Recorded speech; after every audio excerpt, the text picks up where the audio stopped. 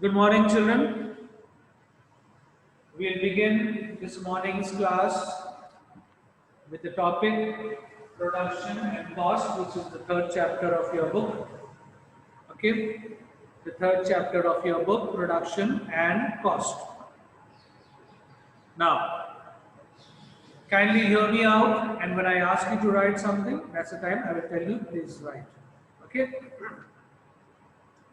A producer or a firm acquires different inputs like labor, machines, land, raw materials, etc.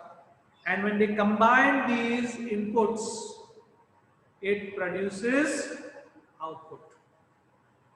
So simply, we have inputs like labor, machines, land, raw materials.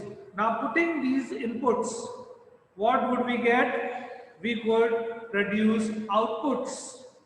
This is the process of production whereby we give inputs and we get out the outputs, which is the process of production. In order to acquire inputs, he says, it has to pay for them. Naturally, any inputs that we have to put in will have to be paid for. This is cost of production. So when we talk of cost of production, what is the cost of production? It is nothing else but the payments for the inputs. We are buying certain things, we are paying for certain things to put as an input for us to get an output. So this is called cost of production. Once the output has been produced, the firm sells it in the market and then it earns its revenue. So the process is very simple, children.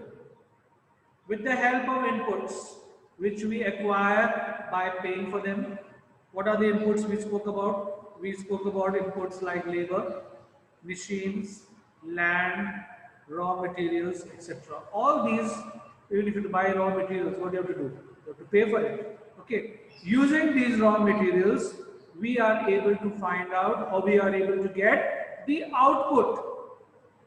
So this process of putting in inputs and getting out the output is the process of production, and the cost which we spend on the inputs is called the cost of production. Once the output has been produced, what are you going to do with the output which you have produced? Naturally, the firms will sell it in the market, and when they sell it in the market, what do they get for it? They will get revenue, they will earn revenue. So the revenue that it earns net of the cost is the profit of the firm. So how do we find the profit? Take off your cost, whatever you have spent. After selling, what have you gained? What is the profit? That would be your profit. So cost minus the selling price will give you your profits. A firm looking at its cost structure and the market price of output decides to produce an amount of output such that its profits reaches its maximum. So every firm is very conscious. Every firm is very conscious of what? Of maximizing its profits. That is why they are there, isn't it? So they are very conscious of the cost of production, because if there is a high cost of production and if you sell it in the market, what would you get? A lesser range of profits. But if the cost of production is less, by which after making an output, when you sell, you are able to make more profits, isn't that going to be beneficial for the person? Yes, it will be beneficial, because a firm's first priority is maximum profit. So in this chapter we are going to learn about production and the cost related to production. So now write down production function. The question could be asked is, what is production function?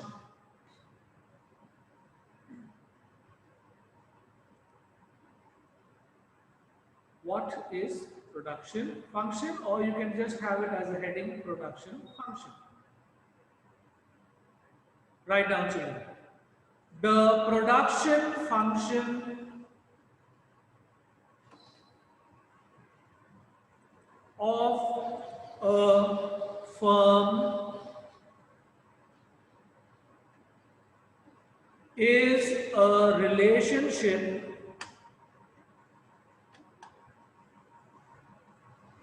between the inputs used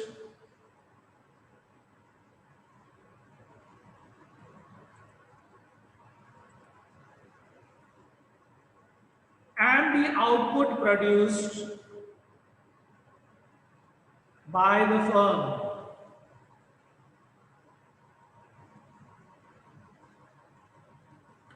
For various quantities of inputs used, it gives the maximum quantity of output that can be produced.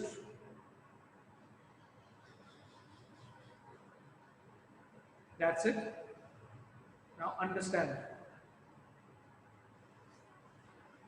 Let us take an example to understand this. Suppose a manufacturer who produces, let's say, he is producing shoes. Now, this person gets two workers, worker 1 and worker 2, and similarly, the person will have two machines, one machine for worker 1, one machine for worker 2. Now, worker 1 is good in operating machine 1, and worker 2 is very good in operating machine number 2. So now if they use the machine which they are very good at, they will be able to give an output which is maximum. And let us say the maximum output which they can produce is 10 pairs of shoes. Now you change. You tell worker 1, you sit on machine number 2. And worker from worker 2, you sit on machine number 1. Do you think they will be able to give you the same output? No. The output or the production will drop because they are not used to that. They may drop from 10 pairs of shoes to, let's say, they may drop to 8 pairs of shoes. So, what do we see over here? With an efficient use of input, 10 pairs of shoes can be produced, whereas an inefficient use would result, let's say, in 8 pairs of shoes. So, the production function considers only the efficient use of inputs. So, this production function considers only the efficient use of inputs. Now, by our example, what was the efficient use? Worker 1 will be using machine 1 because he is very used. So, maximum output 10. Worker 2 will work on machine 2, maximum output. But if we want to change, we are inefficiently using our inputs. So, the production that is there is bound to decrease. So that is why we say production function considers only the efficient use of inputs. Kindly write on, add on to the answer. A production function is defined for a given technology.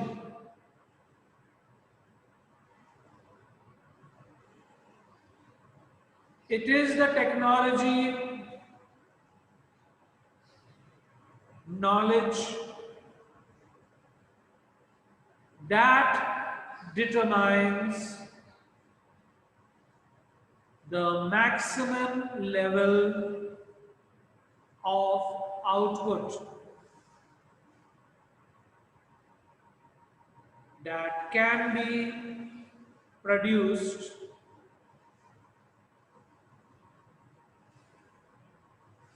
using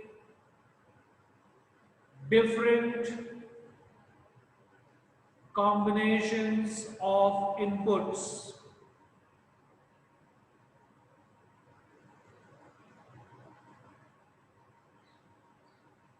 If the technology improves,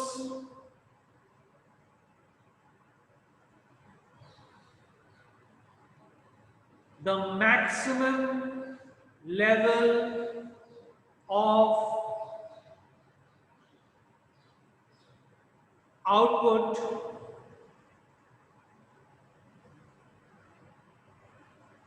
will increase.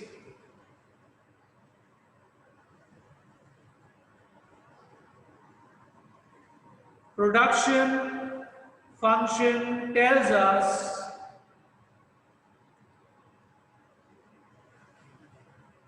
what maximum quantity of output can be produced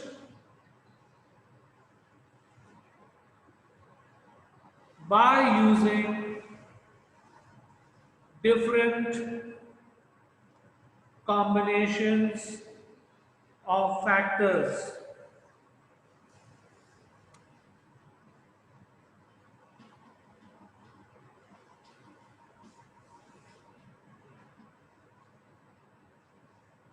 So we can write the production function as such. Q is equal to F, that is the factors of x1, x2, x1, x2 are the inputs which we give. So the quantity of a product depends on the various factors. What are the various factors? What are the different inputs we are putting in? X1, x2, and so on. The more inputs, the more output you would get. So the quantity of a product depends on the factors x1, x2, dash, dash, dash.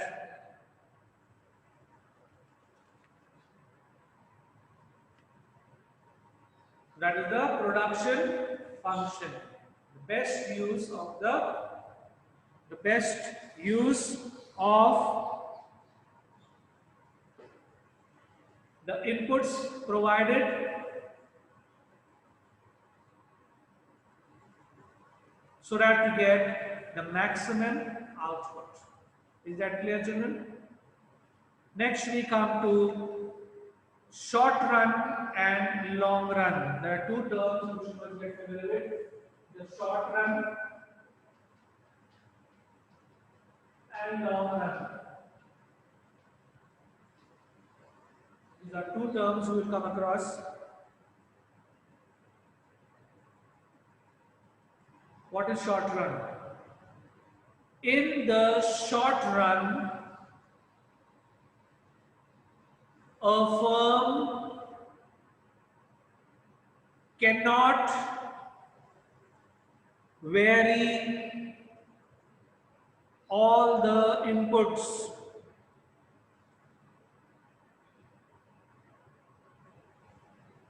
And therefore remain fixed.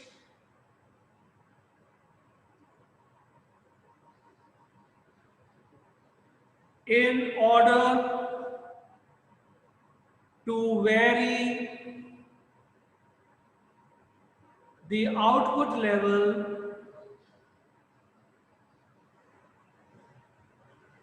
the firm can vary only one factor, in brackets other factor.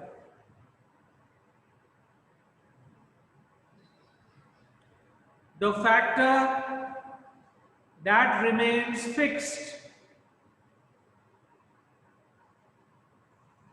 the factor that remains fixed is called fixed input,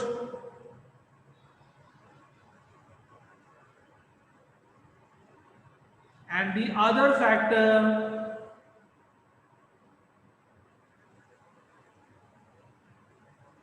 which the firm can vary is called variable input.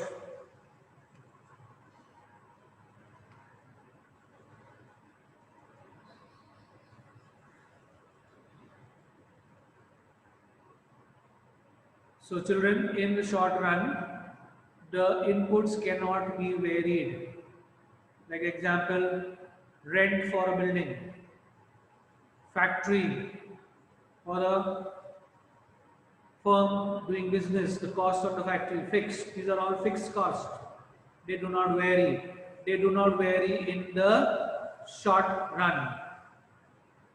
Write down, in the long run, in the long run, all the factors of production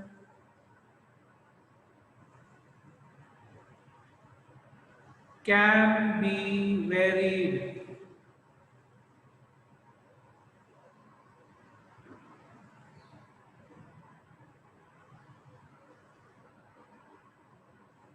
A firm, in order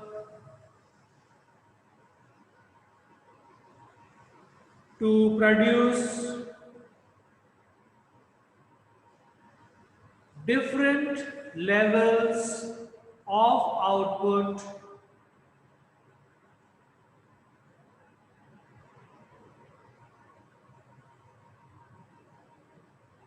in the long run,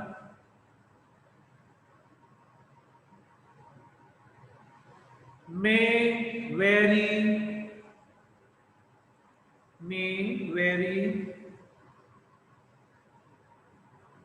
both the inputs simultaneously.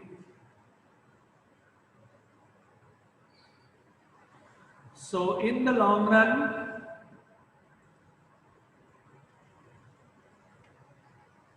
there is no fixed input. There is no fixed input.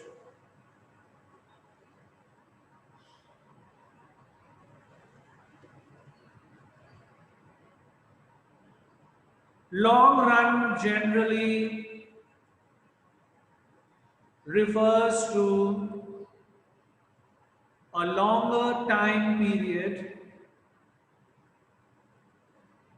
than the short run.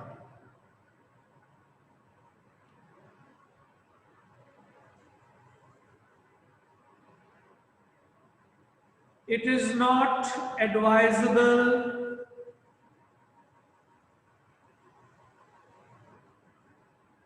to define the short run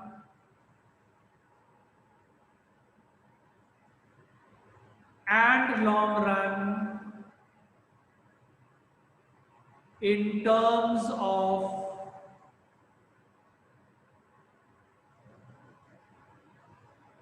say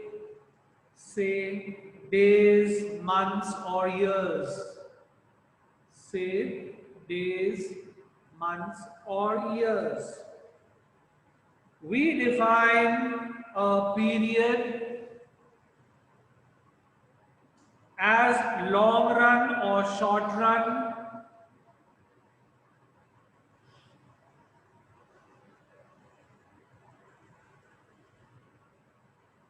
simply by looking at whether all the inputs can be varied or not.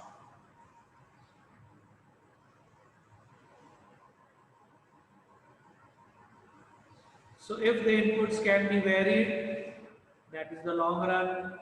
But if the inputs cannot be varied, it is the short run. So children, one thing you must get very clear in mind. Long run and short run or short run and long run does not depend upon a particular day or days, month or months or years. No. It simply means that if an input can be varied, it is the long run, but if it cannot be varied, it is the short run. This is how we define a short run and on the long run. It is not defined, okay, simply by days, months or years, but whether the inputs can be varied or they cannot be varied. Is that okay? We will stop till here because we are almost to the end of the time. We will continue tomorrow the same topic.